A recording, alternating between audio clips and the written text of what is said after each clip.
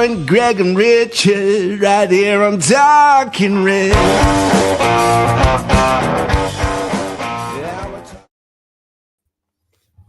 Hello and welcome to Talking Reds, a Nottingham Forest podcast, hosted by myself, Greg Oram, and unfortunately not my fellow Forest fanatic from across the Atlantic, Richard Spray. Unfortunately, Richard has gone down sick and sadly isn't well enough to be with us.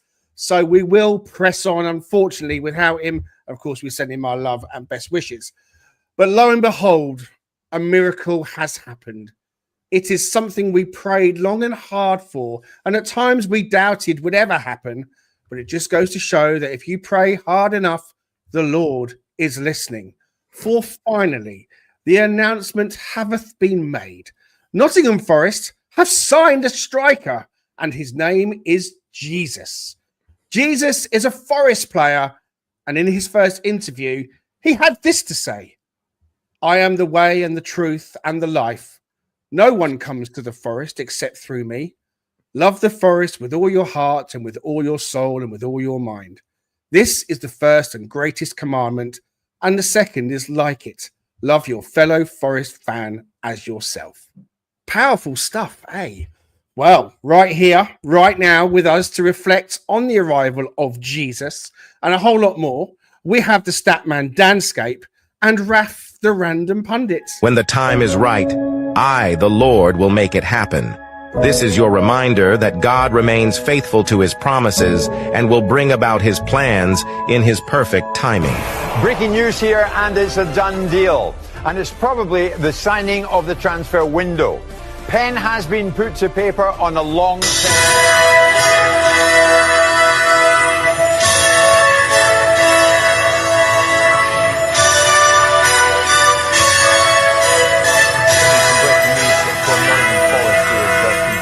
signing of Igor Jesus. Now here goes Igor Jesus. He's in on goal and they lead.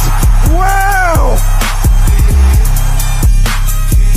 Spirit, lead me where my trust is without borders, and we walk upon the waters wherever you greatest man in history, Jesus.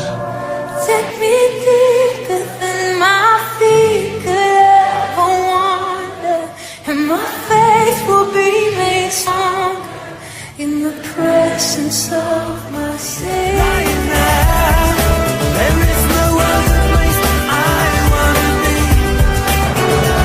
Aí dominando o Cuiabano, chega a Rive, sobrou, meio toque, Igor Jesus! Gol!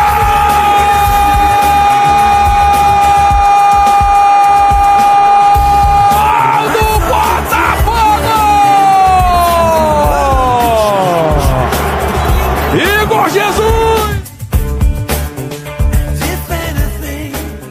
I tell you what, guys, when the news broke yesterday, I surprised myself at just how excited I got that it finally happened, because I think this guy could be a real baller. Before we get into that, let me say hello, Raf. How you doing, Raf? I know you've had a bit of a weekend of it, and I'm grateful you're with us. We've already had one man go down. We couldn't do without you tonight, Raf. How you feeling, buddy? Oh, mate, hanging on for dear life through a excellent weekend that I had with my other half, meeting some of my other friends, out on the tiles for about 15 hours. So I'm now using medicinal purposes to get myself back in the game. But yeah, I'm really looking forward to this chat. I was actually off grid for 24 hours. Things have happened even in 24 hours. There's so much to talk about today, and it's all actually pretty positive stuff, I would say. So it's exciting. I think it is. It's really good. It's coming together, Dan. How you doing? Nice shirt, Danscape. Love the colours you're sporting tonight. Yeah, I'm just getting prepped for when all these other Brazilians arrive. And for those listening, Dan's wearing Brazil 2002. No, it's the Brazil I remember when they were top, basically. Ronaldinho. Yeah, Romario Carlos, as well. All of that lot. Hopefully, we've got the next Romario just joined us. But yeah, I'm good. I've been on holiday, so I'm just still in holiday mode. I'm sure that will all return back to normal tomorrow. And yeah, similar to Raf, I've been off grid a bit with some of the news and that, and just catching up. So a lot to talk about. Well, listen, breaking news as we come live on air, and I know one or two have mentioned it in the comments, and Raf said it, but the breaking news is that Ola Aina has signed a 3-year deal. Ornstein has tweeted it. Thanks to Ian Wigginson for pointing that out for us as well. Really, really positive news.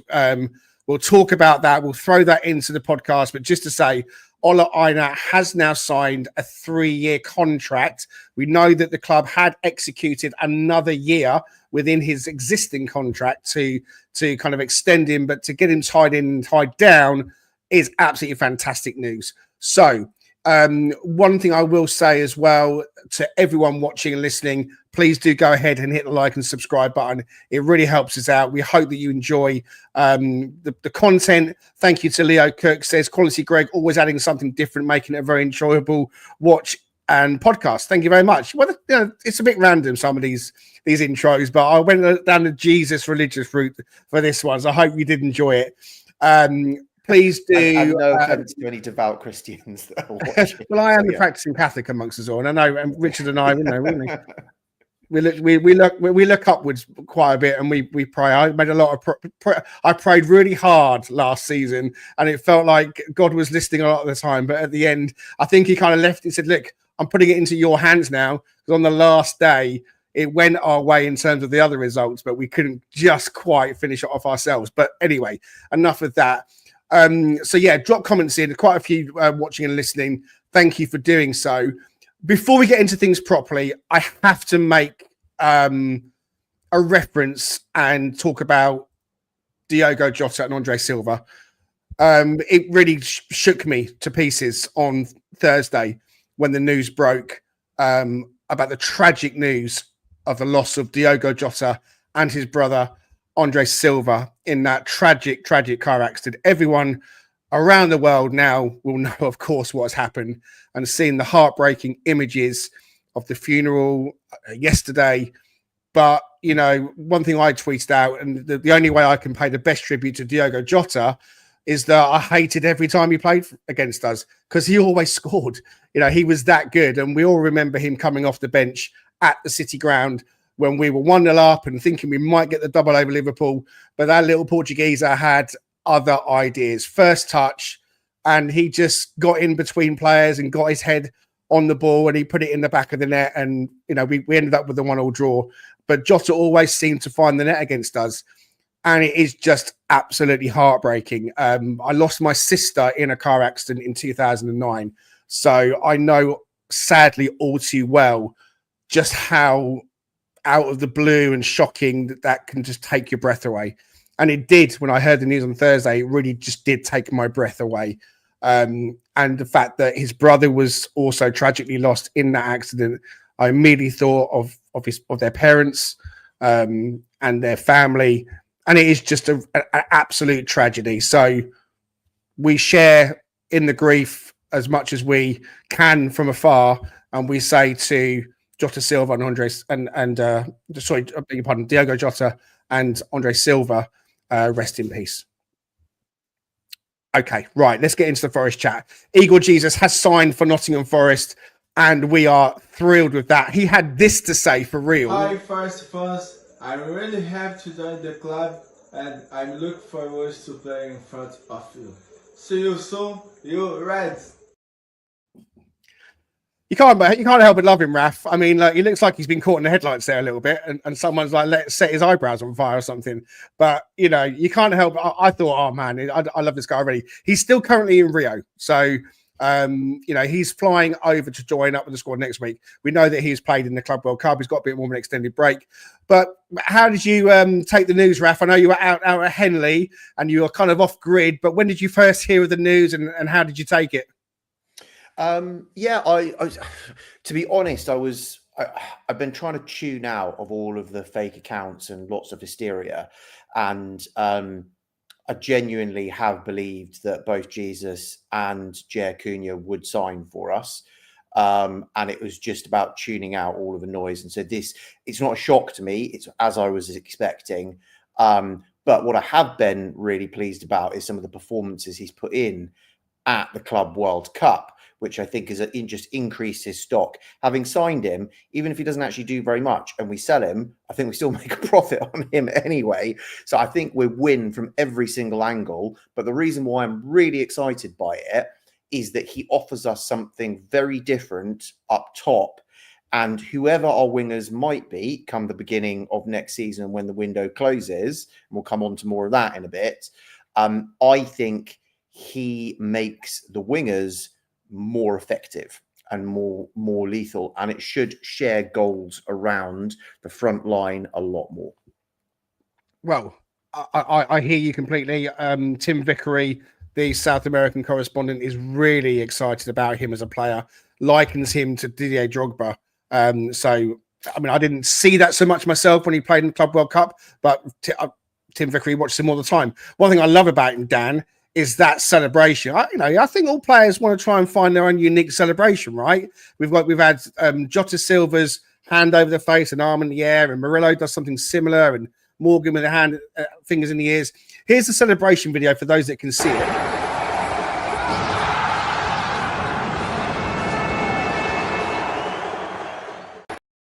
Sadly, I don't think we get Flames in real life, although you never know. Maybe he'll get going that well for us that Flames might appear. Dan, what are your thoughts on us signing Igor Jesus finally?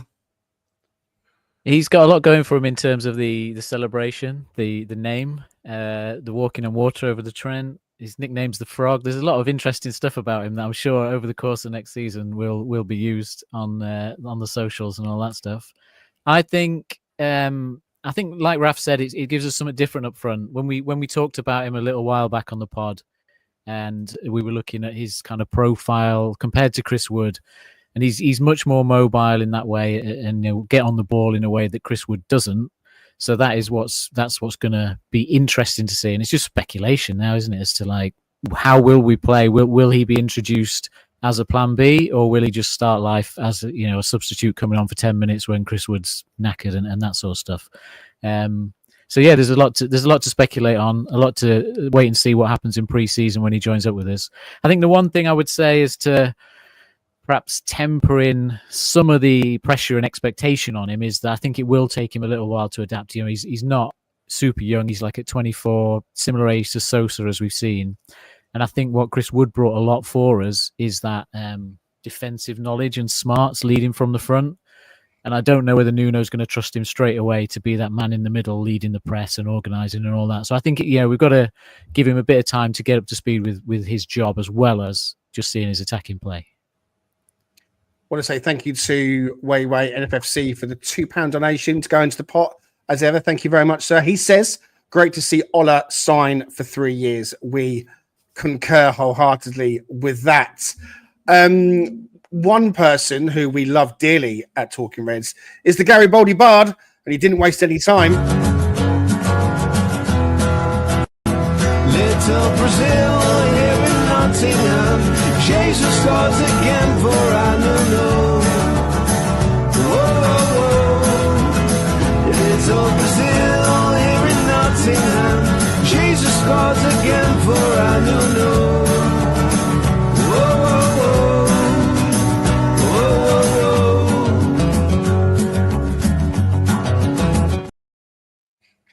You know what? I love the Garibaldi Bard. He just so cool. Just comes up with something completely out of the blue. And this morning when I woke up, put my phone on, there it was. I thought, great. We got a little Garibaldi Bard special to play tonight. So I hope you enjoyed that little clip. So hopefully this is now the start.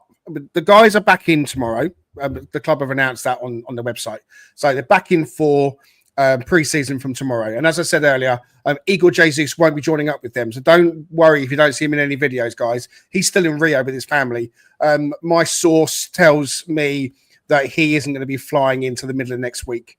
So don't expect him to be on any clips, videos, etc. Like I said, the guys had the Club World Cup to play in. So he's kind of just having a bit more of a break with that. And Jay Cunha, hopefully to follow as well. Now, this is a player who was the second part of the 3 Brazilians that we hoped would sign. It has been reported, but we don't know if it's for certain, that Jay Cunha has now signed a 5-year contract with Nottingham Forest. officially no longer a Botafogo player. Apparently, it's a €12 million deal for the defender. Again, my source on Igor Jesus said that actually there was never any doubt that he was coming. It was signed, pre-contract was signed before the Club World Cup. So all the stuff that we heard online about it being done and dusted for Igor Jesus was real. It was done and dusted. It was a pre-contract agreement. He'd go and play in the Club World Cup, and then he'd come to Forest, and that's happened. That's come to fruition. And the same source is saying that same for Jer. He's signed as well. This is going to be announced imminently. So, Raf, I know we've spoken about Jer Cunha a little bit in amongst this trio of Brazilians. Tyler Binden, we know, has exited the club to go on loan. So he's gone to Sheffield United. Could that possibly be tied in that we now have allowed Binden to go because Jer Cunha is coming in? Seems likely to me. Yeah, we could definitely speculate, but just kind of looking, I do think 1 + 1 = 2 here.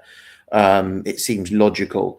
If you're going to have Binden and Jer and Abbott, then, well, one, we've just got to take a step back and go, wow, times are good at Forest. We've literally got succession planning 3 players deep for centre-back, which is fantastic. All of them seem like they've got very high promise. The Binden move for me was a no-brainer. Abbott, I don't think is going anywhere because he would really need him as a club-grown player for our quota for Europe. That unlocks another spot.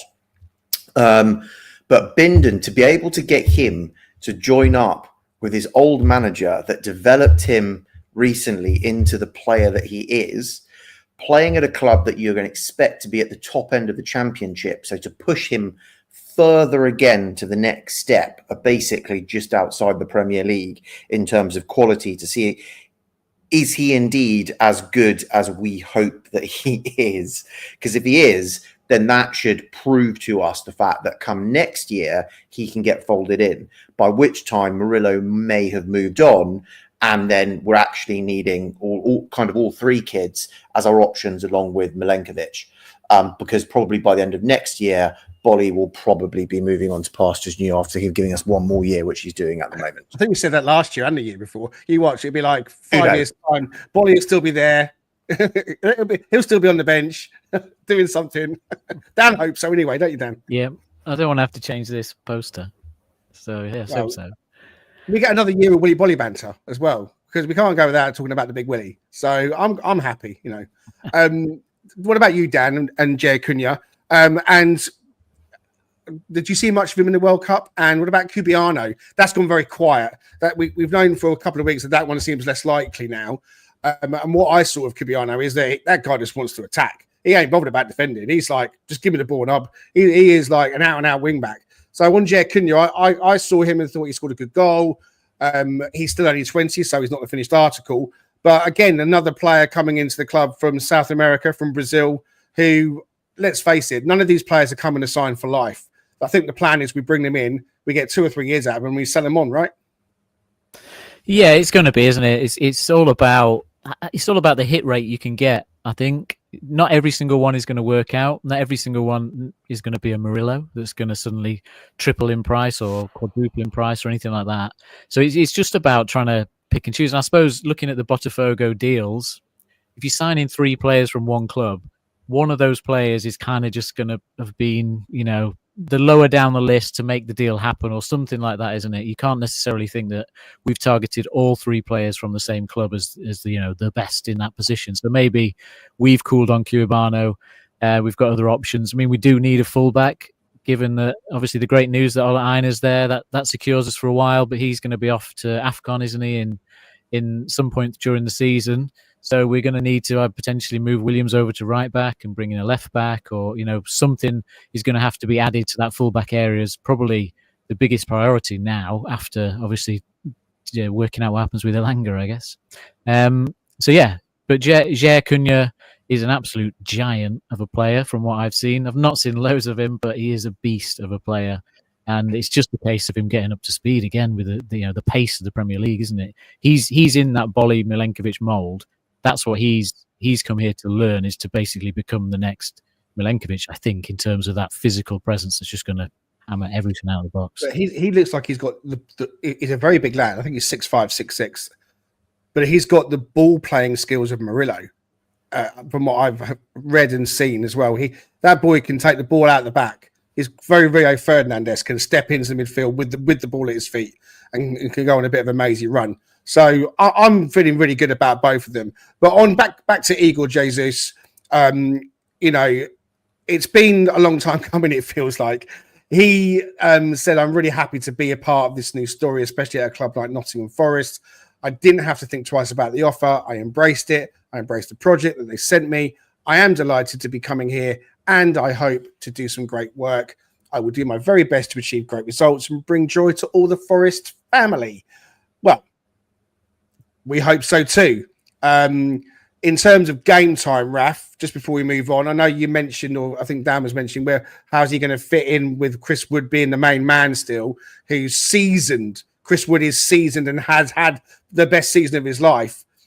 What do you think? I mean, it's going to be introduced softly and slowly, but you know, I almost worried. I mean, I know I said that it was tied up and done and dusted, but we know that now. But part of me was thinking, God, if this guy goes on more of a scoring run in the Club World Cup, we could get gazumped here. It didn't happen, but he has made a few people sit up and pay attention. So is the expectation that he's going to get quite a bit of game time, do you think? Chris Wood, there's just no level or enough of superlatives you can put towards Chris Wood and how he has basically peaked in his career at the age that he is right now. It's just not human. It's absolutely fantastic. But the reality bites is the fact that I really don't think Chris Wood has 2 sets of 90 minutes in him a week to being playing Europe and the Premier League. Yeah. So I think at a minimum, you know, Jesus is going to be, or apparently is Jesus, as how it's pronounced, not Jesus, that he will be starting either a Premier League game or a European game, however tactically we want to be playing. But I do think that he will be getting significant minutes unless a third striker like Wissa suddenly appears through the door, and then we need to reassess as to how actually the minutes get shared. Do you think that's likely, Raf, that we do go for a third striker? I mean, Taiwo, we know about the injuries, and we know that, you know, he's not reliable. But do you really think we will go after Wissa again? I don't know if the deal can be done, and that now there's apparently Mbuemo's open to staying. And if he's going to stay, then I think the chance of Wissa going increases. But saying that, the smart move for a layperson like me, which I've always kind of championed, and especially that Nuno likes this tight squad. How do you achieve that? Is you have players that can play multiple positions. So I think and we'll get on to if Elanga's going or not, but if Elanga does go, then I think we get a top draw winger that can double down as a forward. And I think that ends up being the third striking option that we've got in the locker. But then you have a primary winger that's there, and it makes sense. Now, I think Wissa can actually play anywhere along the front line, so he could actually be that solution. But you know, who knows? But what I do know is that right now, the transfer team and the recruitment team get our full backing, and all of this alarmist stuff of people losing their marbles and we're only just into July. Give the team a break. They need time to operate. And so far, they've really hit it out the park in the last 18 months. They've not, like, even Jotas and Sosas, they're still basically being sold for the same money, if not more than what we bought them for. So they haven't really made any particularly bad moves at all, I would say. There's some indifferent ones where we don't lose money, and they've smashed the rest out the park. So I'm pretty chilled. I'm sure they'll make the right decision. Okay, so it is positive at Forest. There is a signing through the door. It is a striker, and his name is Igor Jesus. Nico Williams has signed a brand new contract. We know about that. That was announced last week. And sure enough, lots of congratulations in his social media. And he was replying to Ola Aina, "Are you next?" And of course, we've just revealed in the last 20 minutes or so that Ola Aina has now signed a new contract as well. So we've got those two tied in, and we'll touch on those two a little bit later on because I wanted to get into the next kind of chunk, which is the other main story at the moment, which of course is Anthony Elanga. Lots and lots of stuff flying about social media. Ornstein and Florian Plettenberg as well. Both on the screen, you can see they've been tweeting that Newcastle are coming back with a £55 million package, which is like 50 rising with bonuses, which I don't think is anywhere near enough. Well, it's not, maybe not anywhere near enough, but it's just not enough. So for me, I've always said that I see the figure being 70. That's my personal opinion. I don't think it will rise to that if he goes. But Danscape looks like Anthony Elanga could be on his way, only because it feels like Forest are now, from what we've heard, in negotiations. You know, rather than Forest being quoted as we're not looking to sell, it is now being quoted as there are negotiations going on. So what do you think? Is it, we know as well, we're going to get into the money in a moment. One or two are asking about the PSR impact as well. Anthony Gale says, if we get 60 million for Elanga, how does it fit the PSR, Raf? We're going to get to that in a moment, Anthony. But for you, is this the time to sell Elanga? Because we've got to sell someone between now and the end of next June.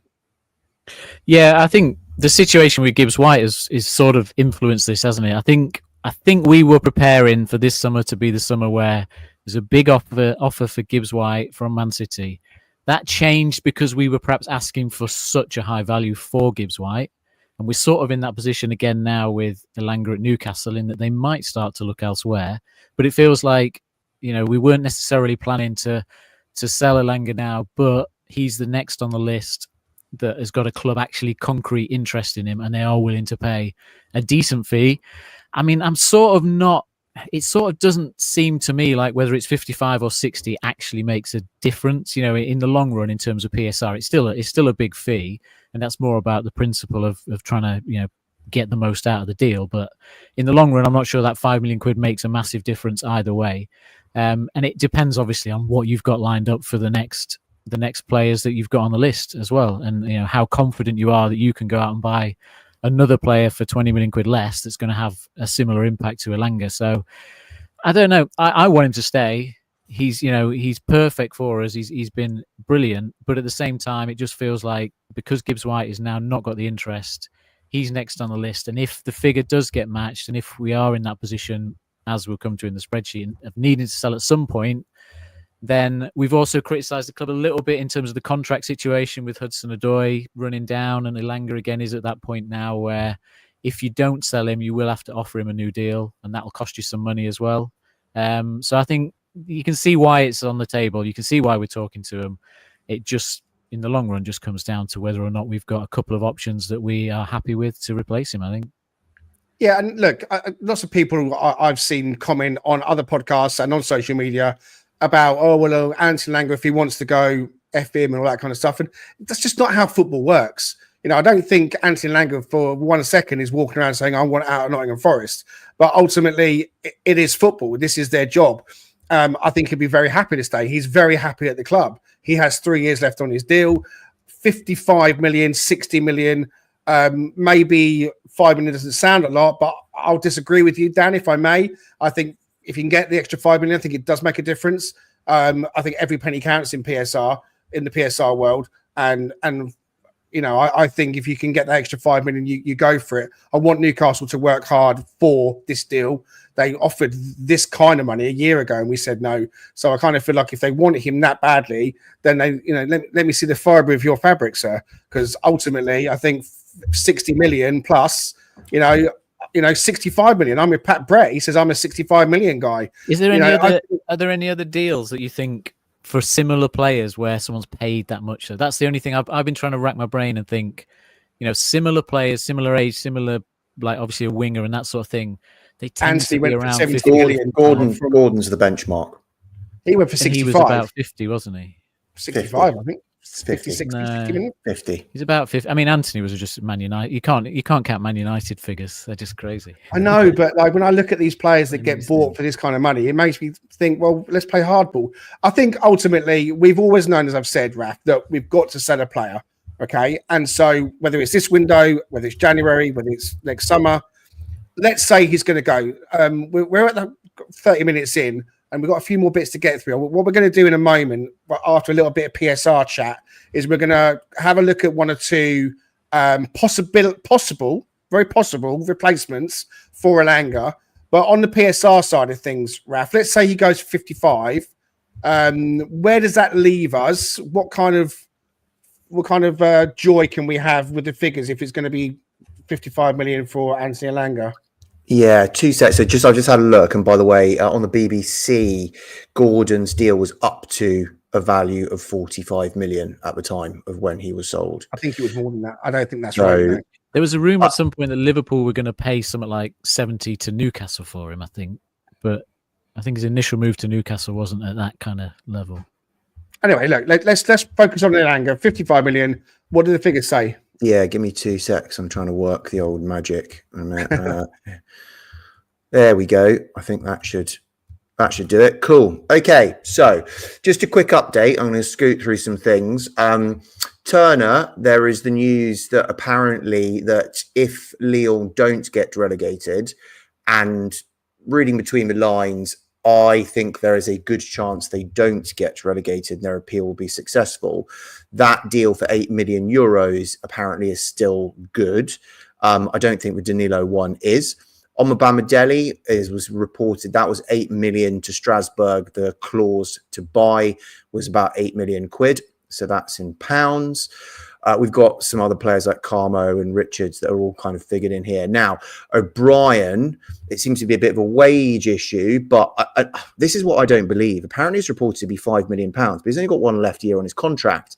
But if it is indeed £5 million, and that could be Hull, that could be Wrexham. But the numbers, just those that don't know, Wrexham and Hull were in for O'Brien.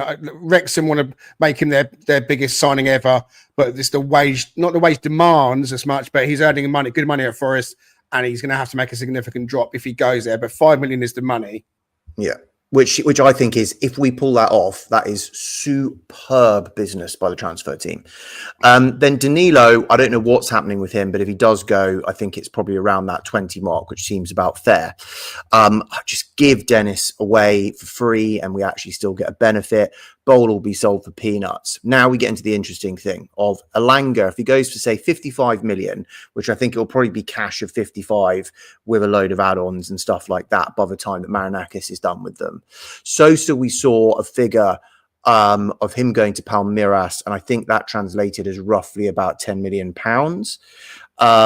And then Jota, I believe, if he does go, will probably be about 15. So that's an update of where we are. Just quickly on Jota, that's speculation. If no one's in for him, we're just saying that if he goes, we think it will be 15 million. But again, that's not breaking news. No, that is not. Well, whereas these ones I put in red, these are ones where we've actually heard about, as it were. So those are the ones that we know. Right. So then I was trying to, by the way, there's a correction to the last time we saw the sheet. I was actually trying to code this sheet in the background while we were doing a pod. Never a good idea, team, to do that. So I've learned my lesson and I fixed this so that the contracts are now not going, the amortization is not going further than a cumulative 5 years. Danscape pointed out that can't be right in the numbers when he was looking at them. So props to Danscape, and pulled up my broken code. So this is the new contracts. If Elanga's going, then he's not going to cost us anything. By the way, there are rumours that Callum is in the process of negotiating a new contract with Forest as well. Yeah. So hopefully that gets done. I've heard nothing about Morgan Gibbs-White and a new contract, but the reality is he's got 2 years left. To protect his value, he needs to either sign a new contract or be sold this window, as far as I'm concerned. So I've got him being extended. So then we have a look at Jesus is coming in for roughly about 17 million quid. Jer's coming in for a little over than 10 million quid. And these were the other guesses that we've had. If Elanga's going, I've bumped the winger up a bit to be about 30 million quid. And we've got about 12 million quid for the two wingers. We might even need a third winger that comes in if Elanga goes, there might need to be a bit of work. But what you can see is by putting in, and by the way, this has got Danilo going because we've probably got someone else coming in. But the reality is, if we take out this £55 million and Elanga stays, which is, everyone's going, don't sell our assets, whatever it is. End of next year, come the end of June. Now, again, there are other things that are going on. We might get league prize money might go up or down, for example. Sponsorship is hopefully going to go up. What's the prize money for UEFA compared to the cost of participating? These will move this number around, but purely looking on the squad player movement that are here, then we're still at a deficit for meeting PSR of roughly 24 million quid.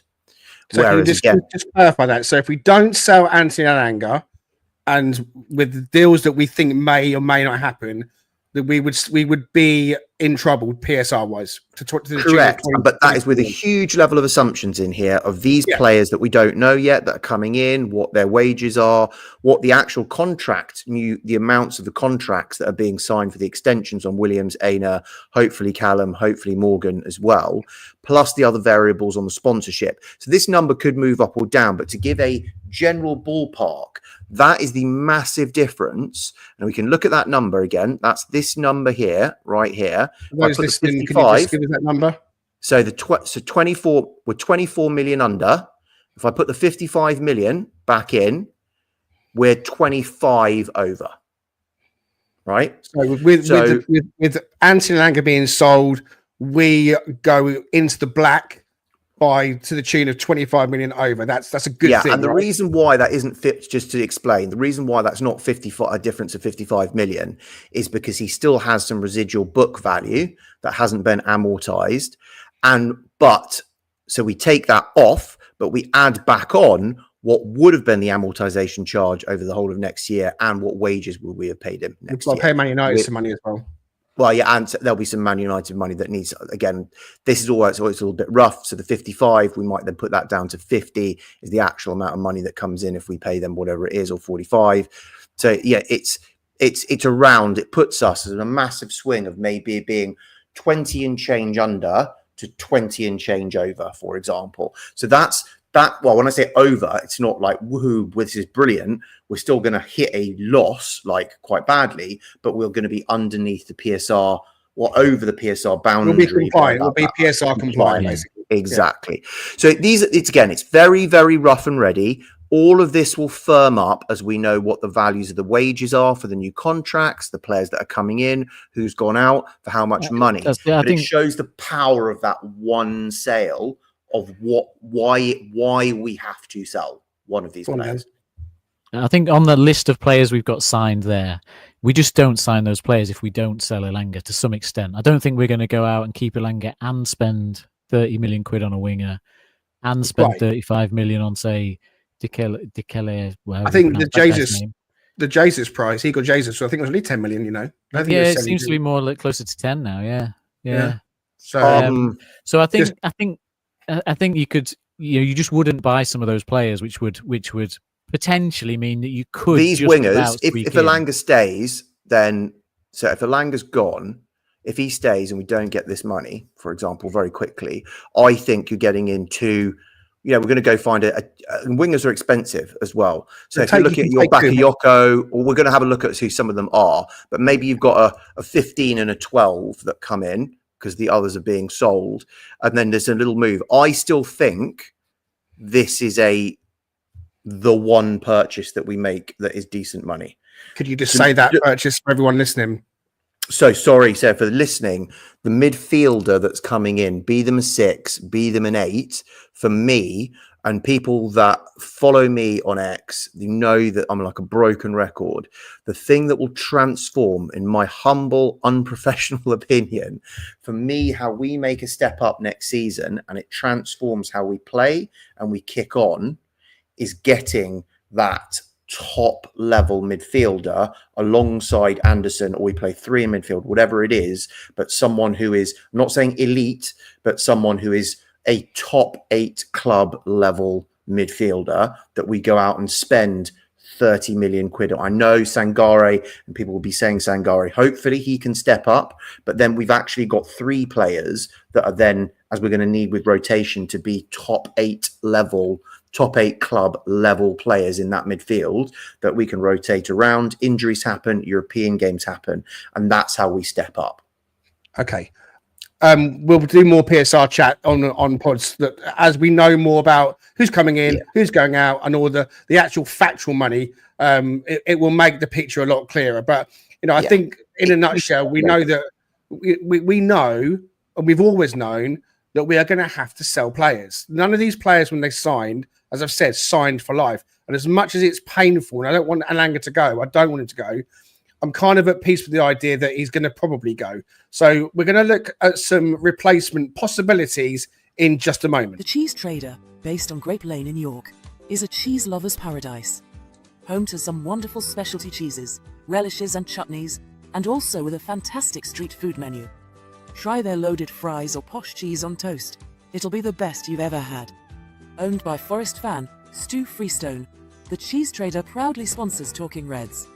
Quote Talking Reds every time to get 10% off your order. The Cheese Trader and Talking Reds, the perfect cheesy mix. Regulars will know that the Cheese Trader is our sponsor. Stu Freestone is a legend. He's a Forest fan. His business is in York. He can give you, or I can't even speak. He can send you your orders through the post, next day delivery, a wide range of fantastic cheese. Please give the Cheese Trader a bell. The details are in the bio. Okay, one player, Danscape, that you've had a look at. There's a few slides that you put together as usual, is Bakayoko. Now, this is a player who is currently at PSV Eindhoven in the Eredivisie. He is an under-21 Belgian international who has turned a few heads. It may be a player that I've read that Newcastle themselves turn to if they aren't able to secure Anthony Elanga. So it looks and sounds like that he is very, very similar. What have we got on him, Danscape? Yeah, I would say he's not that similar in style, but he is a winger. He does play on the right wing a lot. And unfortunately for him, I think his last season at PSV has not been so good. That is perfect punning. To be fair, the Grand Madness, Andrew Cove, with the Igor Jesus comment has made me smile. Well done, sir. Sorry, Dan. So yeah, I think Bakayoko had a really good season in 23-24 in terms of his goals and his chance creation and that sort of stuff. But then last season he's not played as much and he's not been as good. So he's tailed off a bit, which might be why his value is, around 20 million as opposed to 30 or 40 million himself as a replacement option.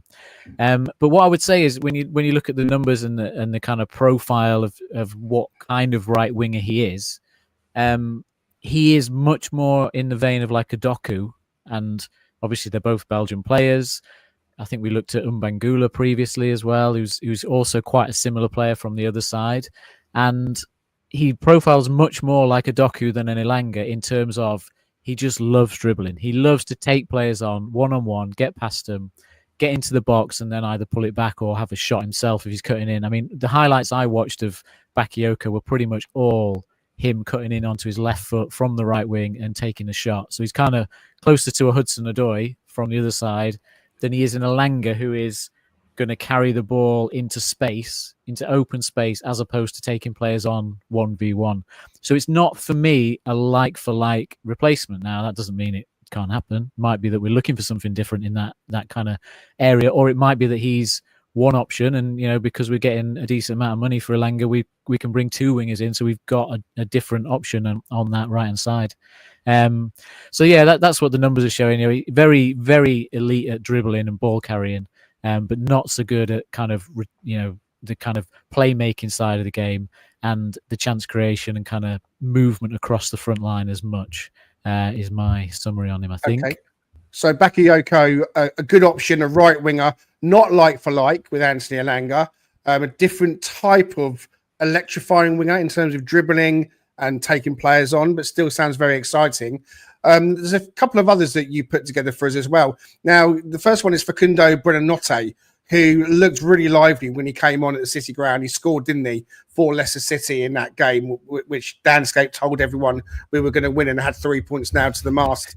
And in the end, it cost us. Is he the kind of player that you think we might go after, Dan, or could and should go after? If he's available for a good price, then he's actually a very versatile option because he played a lot on the right wing for Leicester. He's a left-footed right winger, so again, it's a different profile in terms of he's not going to go on the outside. He's going to cut in and he's going to try and influence the game that way. But he can play the number 10 role. We saw him play on the left attack, which is where he got his goal against us. So he can play right across the front line. He's at a good age. He's around 20, I think. I don't know if he's about to turn 21 yet. And he's more similar to Elanga in that he's creating chances for the rest of the team as opposed to taking players on himself 1v1. He's also very good at set pieces, which is a big part of Elanga's game this season for us. And he's more of that playmaker winger than a literal, take the man on and have a shot kind of winger, which is what we've seen with Hudson-Odoi on the other side, is that it's someone that you can give the ball to and they will retain it, and you can kind of push players on around them because they'll keep hold of the ball and let you build. So he's not going to have the pace of Elanga. He's not going to sprint into space in the way Elanga does. But as an alternative option, if he's available for a good value, again, if you can get two people in for the money you get from Elanga's sale, then he would be an option I'd look at. Okay. A couple more thoughts on replacements that you've put together for us. Patrick Wimmer, who plays in the Bundesliga with Wolfsburg. Tell us about him. Yeah, Patrick Wimmer, the winger. He plays a little bit deeper. Wimmer the Rimmer. Wimmer the winger. He's got a man bun, so that ticks a good box. On his picture there, his Heshausery score is 97%, so that's got to tick a good box. Where do you think you're going, shithouse? There we go. He plays a bit deeper. He kind of, again, he plays across the front line. He plays a lot on the right wing, but he can play centre forward, left wing, but he can also play a bit deeper in the midfield. So he's much more of a box to box sort of all round potential player. He's 24. He's Austrian, and he's someone that I think Brighton have been looking at. And he turned Brighton down because he preferred Leipzig potentially. But if he's available, he's definitely someone that really good dribbling skills, but also really good playmaking skills. So he becomes that more all-round player that give the ball to, he'll keep hold of it and he'll push up the box, but he can also take players on. Again, he's not going to have the pace of Elanga. This is the bit we're always going to be struggling with, is finding a player that's got that raw pace. But again, a winger that can play on the right that could give us a different option. Again, for those listening and watching, we are speculating a little bit with some of these names. Go on, Raf. Yeah, the ball retention is really interesting because it's one of the areas that I actually don't think we have the skill set in our team very diversely. Callum Hudson-Odoi is phenomenal at keeping hold of the ball. And then Elliot Anderson is also very good at keeping hold of the ball. But other than that, around the team, we're not really blessed with the ability to retain the ball that well. And if we are going to be transitioning into a larger possession-based side, then bringing those skills in, I think, adds an extra layer of value in there of people that are being added. Yep. Okay. And then one final option as a thought on a replacement for Elanga is Dan N'Doye, who plays in Serie A for Bologna. Danscape. Yeah, and he's probably the closest in profile in that he is a pacey guy. I think he's a right-footed right winger. So he's probably the closest profile of player out there that's, similarly good at chance creation as Elanga is, probably better at dribbling with the ball, a little bit better at retaining the ball. And I think the trouble with him is I think he's involved in the fact that Chelsea have signed Gittins from Dortmund, and it looks like Dortmund might go and get him from Bologna as the kind of Gittins replacement. So he would be tough for us to get unless we acted very soon, I think, because he'll be on the move. But he's probably the closest. If you were just going to go and spend 30 million on someone to get us like for like, it'd probably be him, out there in the big, 5 leagues. But possibly highly sought after as well. It is tough out there. Recruitment isn't easy. And if you can bring a player in, whether it's for 2 million, for 10 million, or for 15 million, and then you can sell them on 2 or 3 years later at 4 times what you paid, then that is exceptionally good recruitment. And it isn't that easy to do, to go again and identify players and bring them in. So you know, when the money's back on the table from Newcastle, I kind of feel that it's going to happen because ultimately football is about money as much as anything else, whether we like that or we don't. Nick in the comments was talking about Amari Hutchinson from Ipswich being possibly a good option. Correct me if I'm wrong. Does he play off the left more? I don't know if that's the case or not. But, I mean, they're very flexible. I'm sure these players can play either. I think the 2 times he played us, it was the right. But I wasn't impressed with him when he played against us. I know he's been good in the Euros, but his shots and stuff were very wayward and not that. But is he the kind of player at that age that you bring in? And like when Elanga came in, he was still, you know, had lots of rough edges to polish up. You know, are we that club that brings those players in, and then again, you know, we make and mould him into a better player? You know, he was going to be under 20. The difference to me is that he's got a £35 million release clause, I think is correct. And we're moving away really then from what our model is. If you look at the prices of the players that have come in and the team's done amazingly, it all sits around that kind of 12 to 17 million. Like Nico Williams was 17. Everyone else has been around that kind of 12 to 15 range, as it were. Again, with some absolute stonking bargains like 3 for Ola Aina and 3 million for Callum. But, you know, that's the kind of meaty area that we're looking at. To suddenly start paying 30, 35 million, you take the risk away potentially of them being a dud, but you can buy less players and potentially find less gems to do the multiplier effect that we're doing. If you're looking at Hutchison and you're not fully thinking that they've still got quite a lot of development to go, then 35 million doesn't really seem sensible to me for what you're then getting. And we've kind of missed the boat. The Ipswich found that gem and they worked on it, and we're paying the second fee for it. We need to be the one doing the first step. Yeah, I think, you could be right. You could be right on that. Okay. Just another couple of things to mention. The women's team have made their first signing of the season. Amy Rogers is a midfielder who's joined from fellow Barclays Women's Super League 2 side, Bristol City. She's joined on a 2-year deal. And as I say, she is the first Forest women's signing of the summer. We expect quite a few more through the door now that they've stepped into the second tier in women's football. All right. One comment that I saw earlier was from D. He said, Greg, what happened on the TalkSport quiz? I was rooting for you. For those that didn't see, Paul Morley and I were on the TalkSport quiz representing Nottingham Forest. We went down 2 or 3 months ago and we filmed that, and it was only released, I think, on Friday. We did lose in the first round. So if you haven't seen it, there's the spoiler.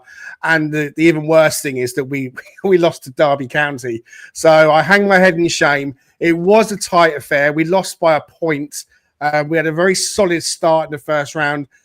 The second round is where we kind of really, I feel, let ourselves down. We couldn't remember enough Belgian players to have made 10 or more appearances or something, or scored 10 or more goals in the Premier League. And then in the third round, we weren't great, but we were brilliant in the last round. And as I say, we did lose by a point. It was a tight affair. If you have time to go and check out the TalkSport Cup, you'll see Paul Morley and I in action. All right. Okay. Now then, with quizzes in mind.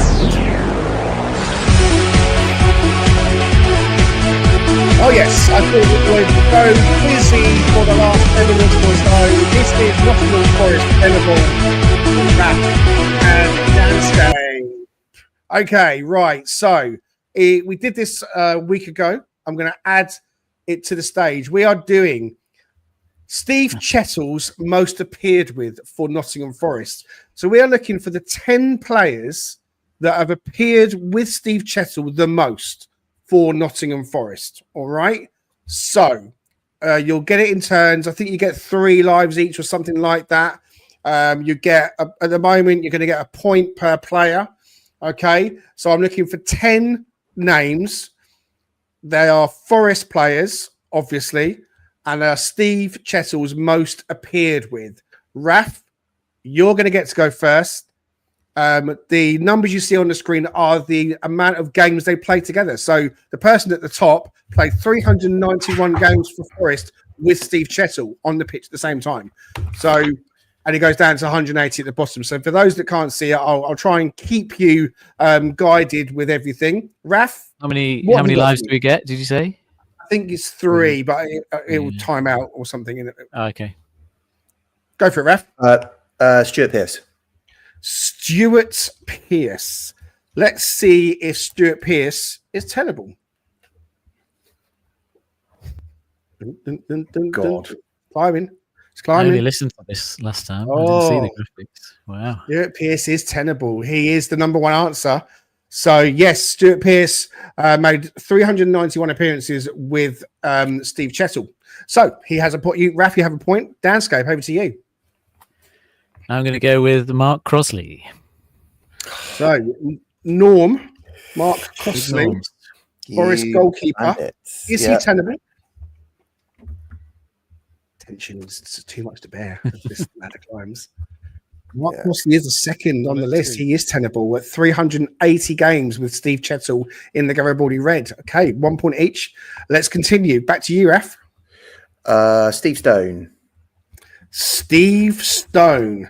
Stevie Stone. He's got no hair and we don't care. Stevie Stone. Are you tenable, Steve Stone? Indeedy. Steve Stone is on the list. He played 228 times with Steve Chettle. And so, yeah, a point for you, Raf. Over to you, Dan. It's tough, isn't it? It's tough.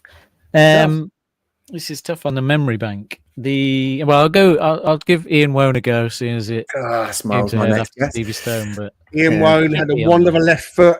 Should be. Ian Wone, are you tenable? You are tenable, Ian Wone. 4th on the list. 256 appearances with Steve Chettle. 2-2. Back to Raf. I'm the crossover of timing, and I don't know if my brain is doing tricks with me.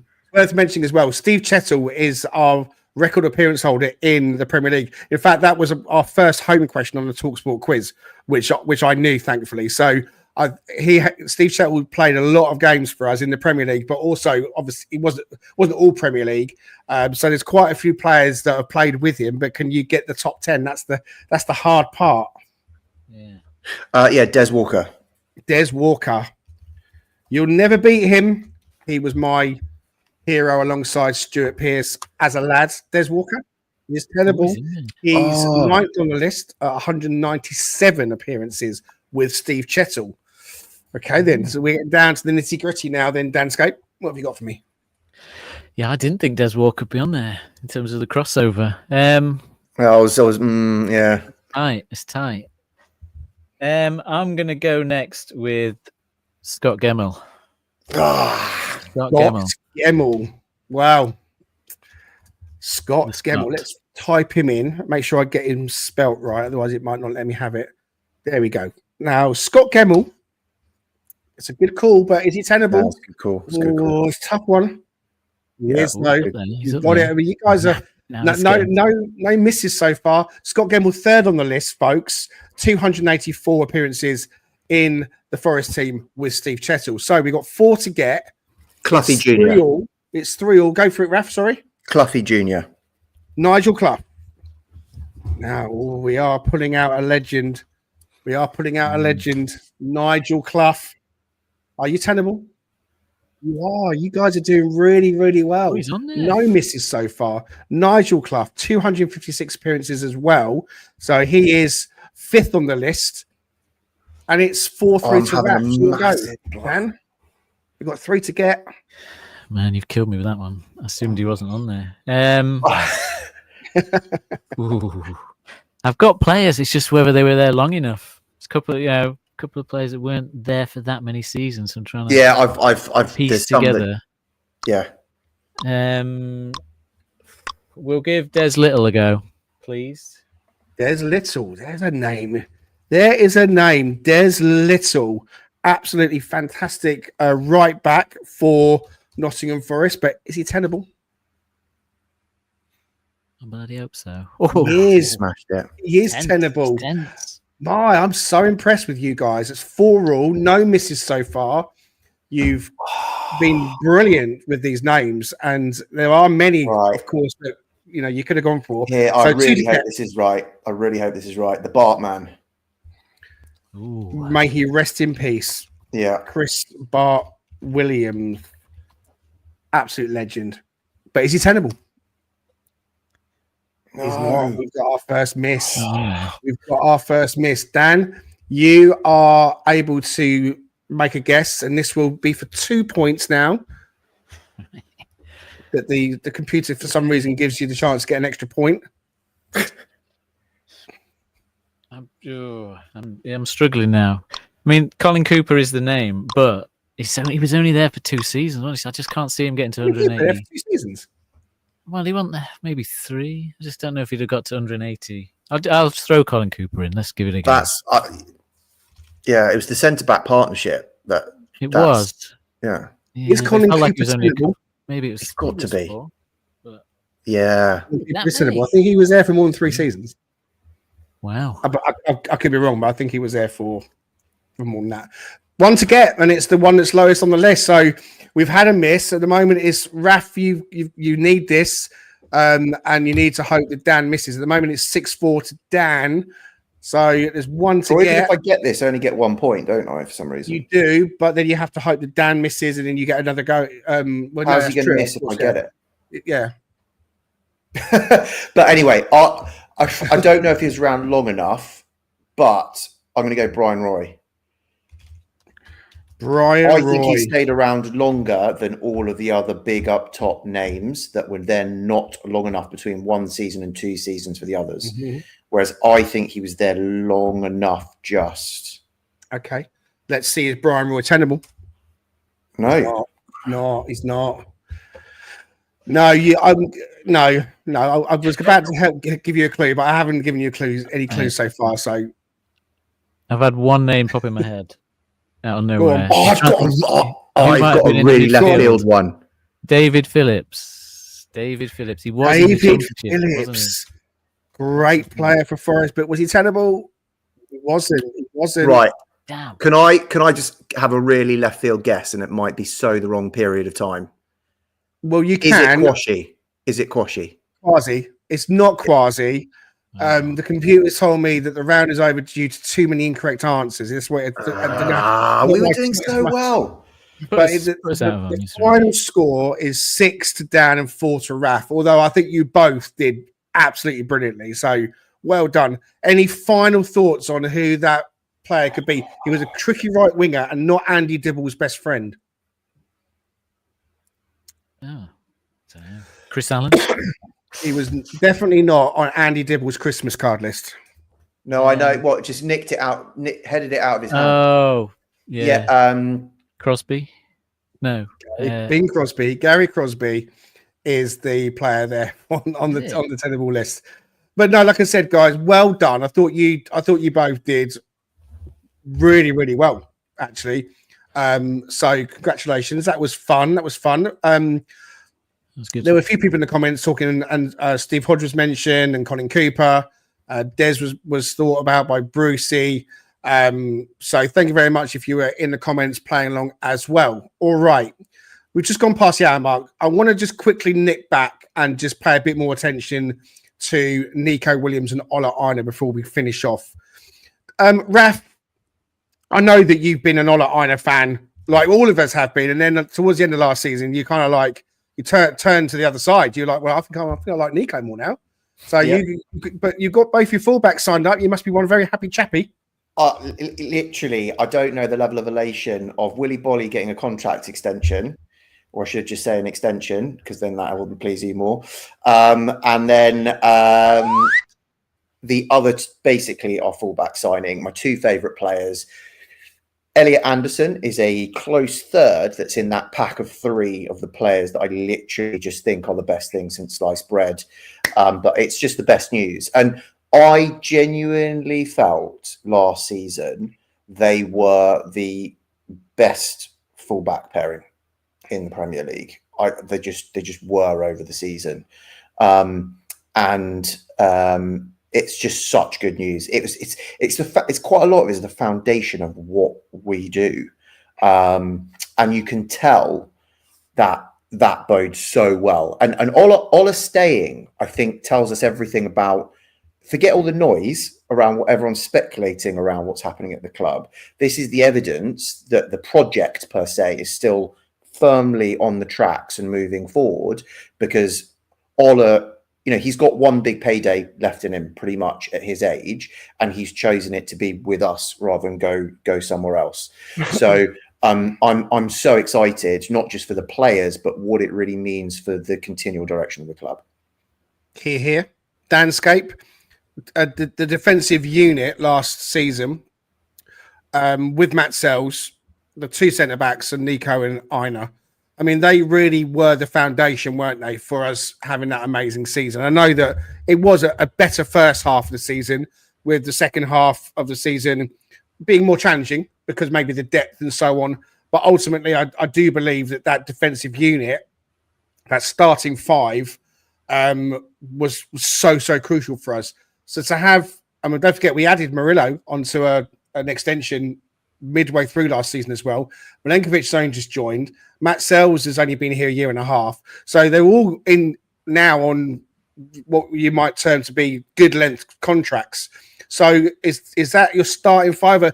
Would you be expecting the club to be signing someone to come in as a starter in the fullback area? Or are you expecting, strength to arrive, but they are going to be more like a reinforcement? It's going to have to be a really good reinforcement, to kind of sit on the fence and go halfway between the two. It's going to have to be, and again, for me, it's always a left-footed left back, try and solve that problem, but it's going to have to be someone that can definitely come in and maintain the standard going forward and defensively. Said it before about Aina going away to AFCON. For that period of games, however long that is, we're going to have someone come in and play to the same level as those two guys, and definitely starting that back five at the beginning of next season. I think if we were to bring in a really good left back, I think Williams will really push Aina on that right hand side. I know some people seem to think that Williams is better on the left than the right, but I think he showed last season when he played on the right, he was as good there. He was statistically, when you look at the numbers, his all-round game as a fullback is actually above Aina's, and that can come down to style of play and where we attack and that kind of thing. But he's right up there. And for the money we paid, it was a gamble, but it was kind of like another one of those Steve Cooper legacy signings where I don't think we'd have signed Nico Williams if it wasn't for Cooper, because he was kind of an expensive option for a young player, but it was one of those players that Cooper knew. And he's proven that with regular game time, potentially Liverpool will be gutted that they sold Nico Williams, I think, because given his game time, he's probably, they could have saved themselves 30 million quid on Frimpong that they've just brought in at right back. He's up there definitely, and it's amazing that he's committed, and it's amazing that Aina's committed, and we've got potentially a settled back five for a couple of seasons if Murillo will stick around. Just goes to show, though, and I hear what you're saying about Nico at Liverpool, but he was never going to develop into the player he has become when you've got Trent and Andrew Robertson in front of you. He's not going to get the game time to do that. And so it was right, I think, that he left, and I'm really pleased we got him. And it also makes you think about other players that are being blocked at these clubs, like Harvey Elliott, who I know Rafi like and I like and everyone else will really, really like after that under-21 championship. It feels like his pathway is definitely being blocked with the signings they've made, especially with Florian Wirtz coming in at Liverpool. So, if we were to turn around and say to the fan base, or they would turn around and say, here's Harvey Elliott, that's another player that, would just make us all sit up and be really, really happy with. So I'm feeling really excited about Igor Jesus coming. I'm excited about Nico and Ola Aina signing their extensions. Elliot Anderson's only a year into his Forest career. He's got a long way to go with us as well. And let's not kid ourselves. In a year's time, there's going to be people knocking on the door for him. I can bet your bottom dollar on that. The chat about Morgan Gibbs-White has gone quiet. So, touch wood. We don't talk about him at all until opening day of the season when he scores a hat-trick for Forest. We are just 6 days away from the first friendly of the season at Chesterfield. All of a sudden, they're back in tomorrow. They're playing on the 12th, which is next Saturday. The new shirts, I don't know when they're coming out. Anthony's asking new shirts and sponsors. we think it's the one that was leaked. So we think it's the one that's done the rounds. We think it's the one that everyone's bought from DHgate. We don't know if it's the one, the same sponsor. And I'm waiting for the official announcement. I'm expecting that'll all happen. I expect more announcements coming out of the club. We've got past the quiet lull, if you like. Now they're back in, things will be happening. I am sure we will definitely see Omar Richards in for 45 minutes alongside Emmanuel Dennis and Josh Bowler. They'll get their, mandatory 45 minutes in pre-season, I'm certain, and then they'll be shipped off to wherever they get shipped off to. I'm looking forward personally to seeing David Carmo. I think he's a good player. I know about David Carmo. I could be wrong. I think he's a good player. I think he will play for Forest. I think he will be part of setup next season, but we'll have to wait and see. Forest Conference League playoff opponents will be confirmed on August the 4th, and that's coming around very quickly. Don't forget those two matches take place 21st and 28th of August. All right, okay, we're done. We got through it. Raf, any closing thoughts before we go? Just it's my plea to everyone. I know it's difficult, but just enjoy the ride. There's a lot of nerves around with the transfer window and everything else as well. We don't know the ins and the outs. There are lots of bogus accounts out there just clickbaiting and looking for likes and other bits of activity. I generally am trying to block it all out. It's good for your sanity and your general health and your blood pressure. For me, unless Tails or Ornstein have said it, ignore it, right, as noise until they've said it. And I know that Fab has been knocked quite a lot recently. He does seem to be doing agent pushing stuff. So if it's about interest in a player, I disregard it. But if he says that someone has signed, I would still believe it. And he still has credibility for me. If he says someone signed, they've signed. A lot of people slammed him about Jay Cunha and Jesus, them being signed. And lo and behold, they are signed. So just trust the process that's here. But trust Marinakis and trust the team. We've got a long time of the window still to go. They haven't let us down. Just chill and enjoy the vibes. Focus on the friendlies rather than the transfer activity. Here. Talking of likes, please do go ahead and like and subscribe to the Talking Reds. We really hope that you enjoy the content. We try and make it fun and playful with music and PSR chat and the Statman Danscape and his slides and that kind of stuff. So please do show us some love. And if you're on Apple or Spotify, can't speak now, Spotify, that's like a baby podcast, isn't it? If you're on Spotify, we would love it. If I tell you what, here's a challenge. If someone could write us a really juicy, nice review, it would be really, really nice. We've had a couple on Apple actually. Disco Emma, she wrote us a nice one. We love Emma. She wrote us a nice review. Write us a nice review. I'll read it out and I'll show you lots of love back. So get your thinking caps on. The 5-star variety is really what we're after. So we're grateful if you do that. Danscape, any closing thoughts? I'll echo what Raf says about transfers, not getting too dug in on transfers. The same with friendlies. Let's not get carried away on friendlies. They're coming up. Who knows what will happen? Some players will look amazing, some won't. Let's not write people off or say that everyone's, going to have the season of their lives on the back of friendlies. And let's also remember, we don't know whether we're in the Europa or conference still yet. And I think that is having a bit of an effect on the transfer situation, potentially a little bit. It certainly seems to be having an effect on releasing like shirts and sponsors and all that to me, because we, potentially that has quite a big impact on us. So there's still twists and turns to come, I think, on that one. Indeed. Igor Jesus has signed, and quite fitting and quite appropriate. As I've said many times on this podcast, I believe that Nottingham Forest are the club of miracles. And so to have the main miracle man himself join us, it's a thing of beauty. So please give him your support. There'll be more to follow. But for the moment, sit back and enjoy all the clips you can see of that fantastic celebration. And we hope to see Igor Jesus snapping his hands together in the Garibaldi Red very soon. We'll see you very soon.